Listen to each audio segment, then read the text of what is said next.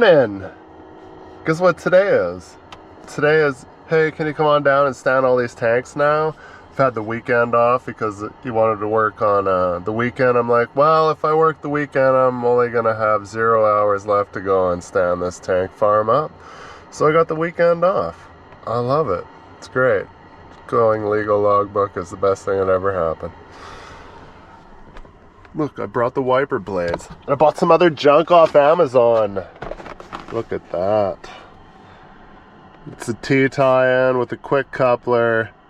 And I wish the hose was a little bit longer, but made in China. I hope I don't get the Wuhan flu again. Tired of getting sick. Been sick more this year than I have in the past, like, 5 years.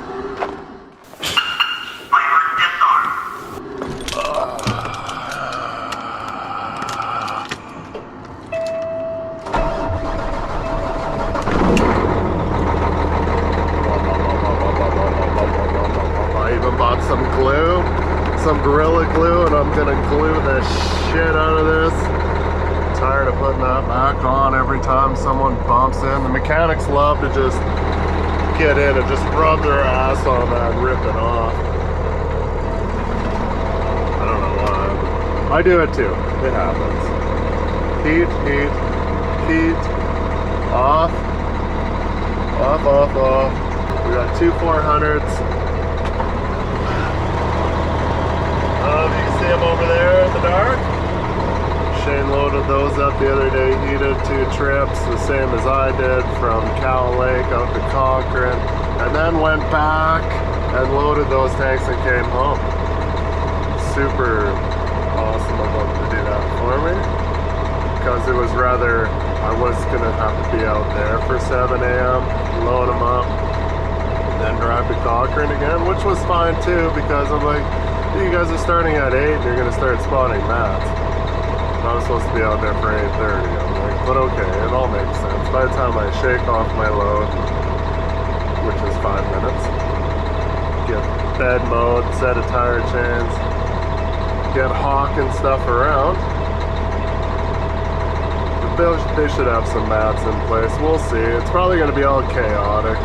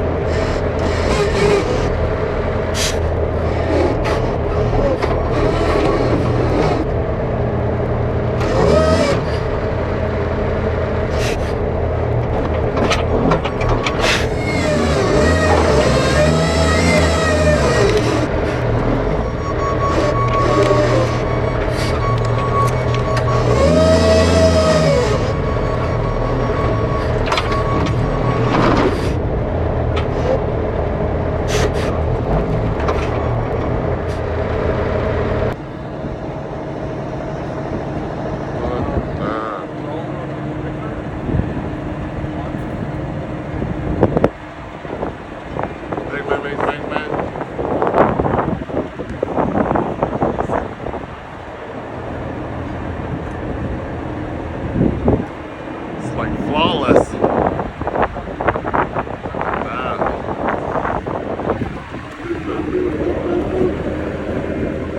All the mats are crooked.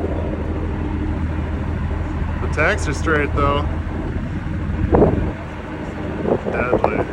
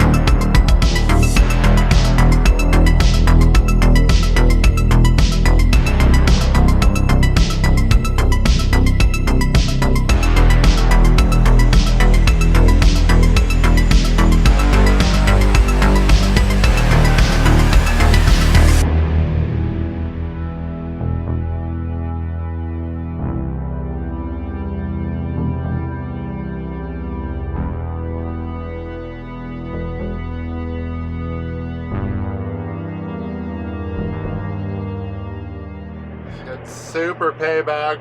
Getting all the green lights this morning through Airdrie. I got every red light and I got a train. Jeez Louise. There's no quicker way to get to Highway 2. Unfortunately, you can go down and take the Acme Road, but you got to go through Madden.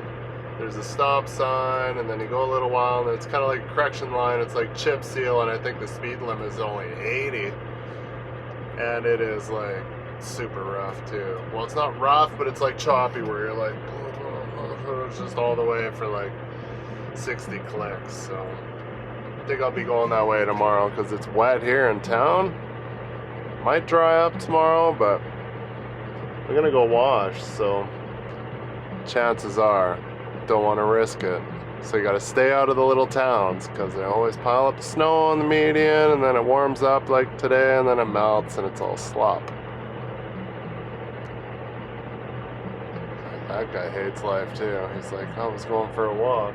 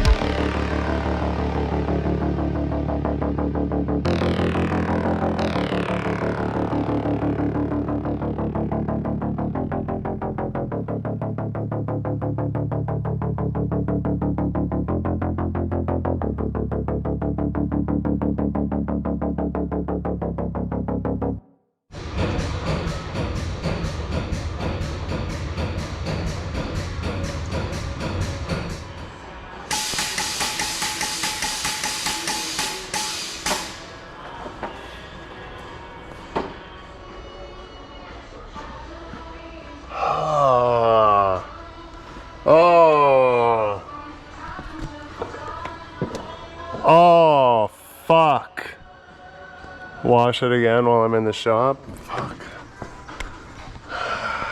As soon as I fired it up while I was in the wash bin, got up there and I started rinsing a little bit.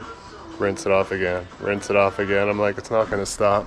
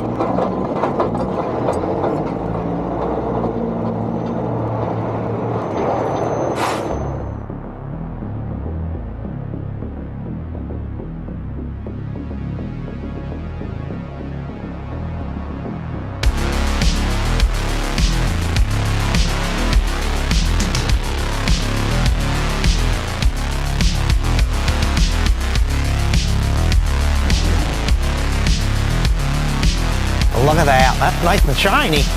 Oh, it's a 78. Mint.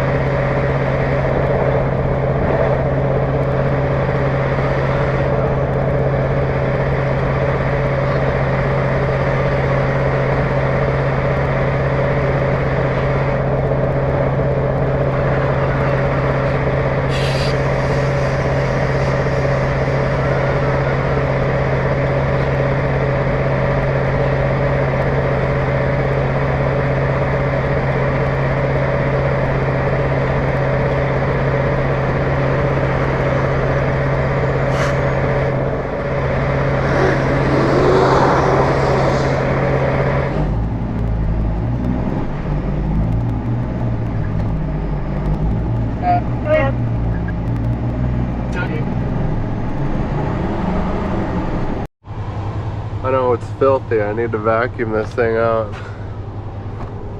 I got thinking about it. I was like, oh man, did I buy these for my pickup or did I buy these for my car?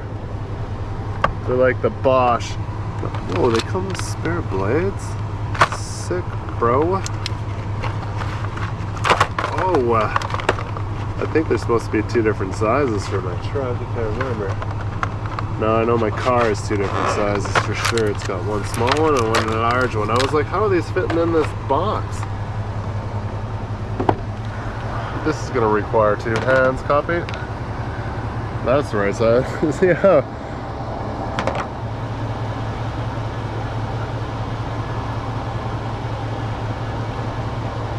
I don't want to cut this out.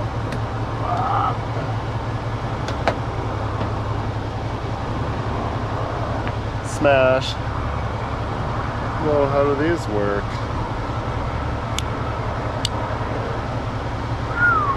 Pretty fucking fancy for the Dodge.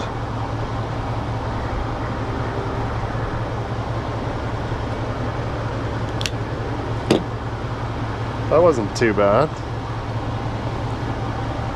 Fucking pro now. I think they were like less than like, I know they weren't expensive because I'm cheap when it comes to it, because I'm like, oh, this thing will just be parked. So what's the point of spending the money?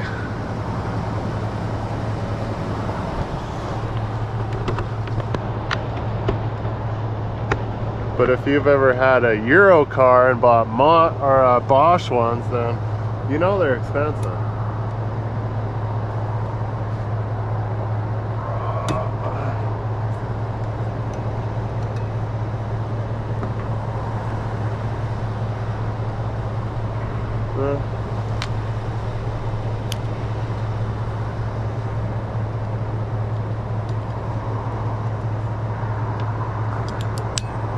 I've been putting this off for a long time though. Yep.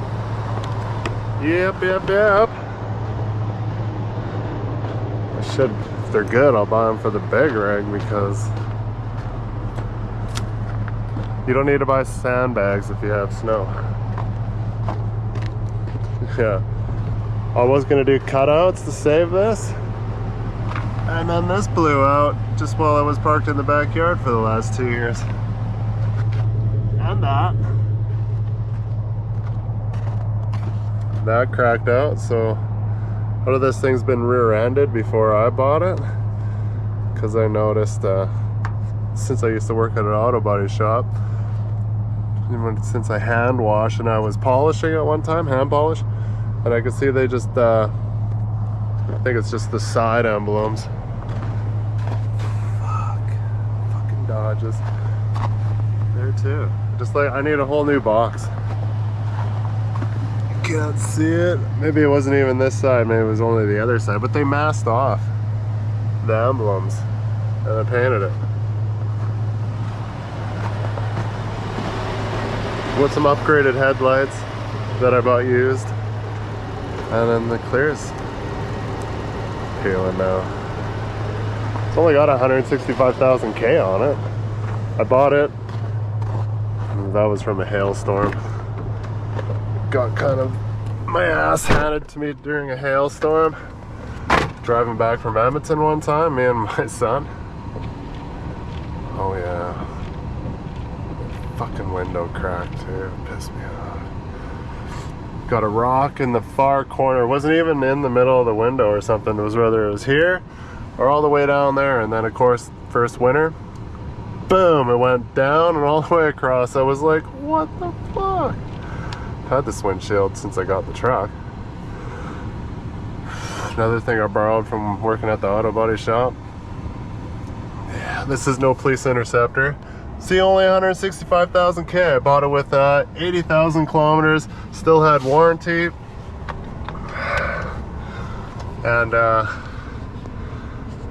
think the first year I had it, it started on cold starts. It was like valve tappets or timing chain or something was noisy just for the first little bit when you'd start it cold. And it went to Dodge. They're like, yeah, we'll fix it. I think I paid $100 deductible, and they fixed it, got it back, and fired it up on a cold morning. I'm like, it's not fixed. Took it back to Dodge, left it there for a day or two, and they got back to me. They're like, yeah, we're just gonna put a short block in it. And I'm like, okay. So yeah, technically this motor has less than 100,000 K on the short block that I got in there.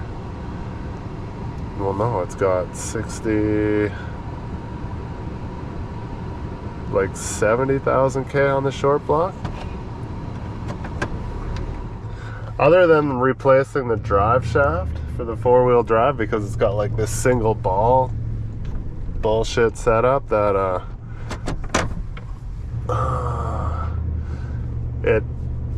well, I didn't use 4x4 for a long time, and eventually they dry out. And then one year I drove it in the winter. It used to be my full time, obviously, at one time, but I was like, this thing's such a pig on fuel. Went to put it in four-wheel drive one winter, and it just went, and I was like, oh, that isn't good. Bought a used drive shaft for $75 because the new one's like $550 from the dealership. It's been in there for 3 years now, still works fine. So really, I think I bought this truck for like $19,000 used, and got a new short block, and only put a drive shaft and changed the oil. I did put new shocks. It's been a pretty good truck. Old Faithful. It's only got the 4.7 because I'm like, I only need something to haul my quad. Like always, you always wish you bought something with a bigger engine. I'm like, damn it, should have got the Hemi.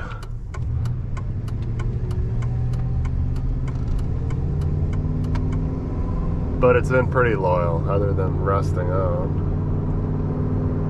It's got the pull-on-er four-wheel drive, which I'd rather have than the buttons. It's filthy in here. It's kind of been used and abused now because we just use it to go get firewood. So it gets all full of wood chips and shit, and I haven't really spent any quality time with it, shining it up. Always staying in the circle. I didn't notice because your your signal light wasn't on. Oh, I hate people that do that. This cop right there, you should have signaled.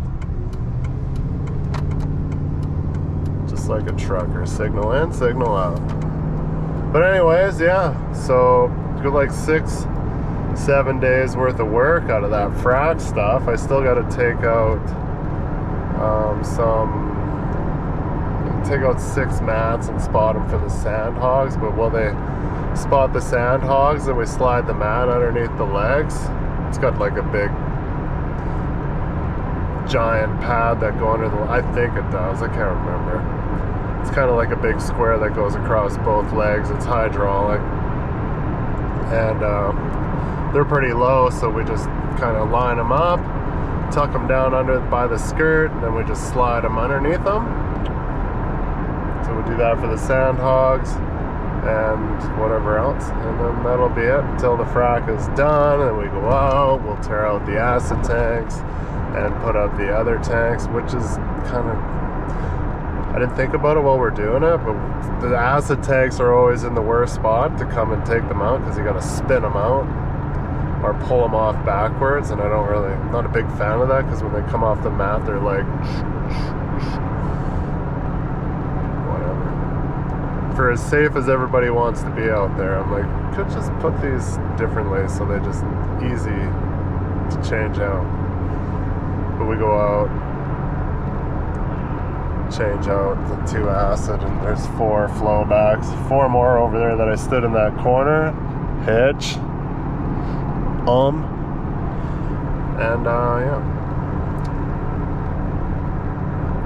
Then they flow for a couple weeks, and then once they're done flowing, we go and we tear it all out. I think they moved the drilling rig back to, well, I followed a pump for a little bit there, and he went left on the 752. So rather it's back down the North Fork on the ring road, or maybe somewhere else, which I doubt it, but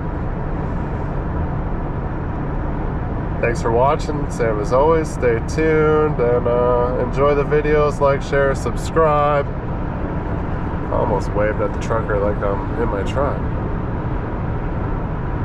Thank you to Patreon, donating loot.